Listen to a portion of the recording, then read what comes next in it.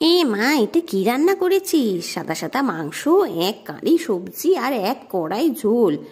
জামাই খাবে? মা বলে উঠল। আরে হ্যাঁ মা, খাবে, ওই তো বলেছে বানাতে।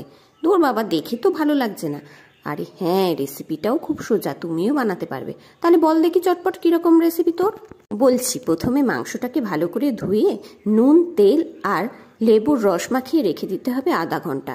এবার কড়াইতে বাটার দিয়ে পেঁয়াজ কুচি, আদা কুচি আর রসুন কুচি দিয়ে ভালো করে ভেজে মাংসটাকে দিয়ে দাও। এবার মাংসটাকে ভাজো, তারপরে তোমার যত রকম সবজি মন চাই সেগুলো দিয়ে নাড়াচাড়া, তার মধ্যে দিয়ে দাও পরিমাণ মতো জল, আর দাও নুন আর কিছুটা গোলমরিচ।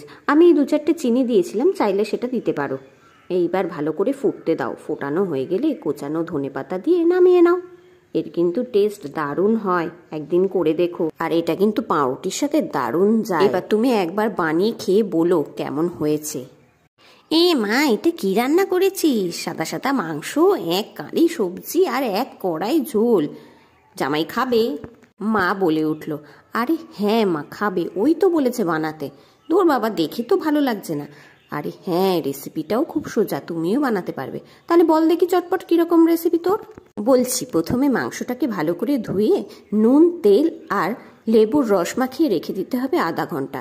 এবার কড়াইতে বাটার দিয়ে পেঁয়াজ কুচি, আদা কুচি আর রসুন কুচি দিয়ে ভালো করে ভেজে মাংসটাকে দিয়ে দাও। এবার মাংসটাকে ভাজো, তারপরে তোমার যত রকম সবজি মন চাই সেগুলো দিয়ে নাড়াচাড়া, তার মধ্যে দিয়ে দাও পরিমাণ মতো জল, আর দাও নুন আর কিছুটা গোলমরিচ।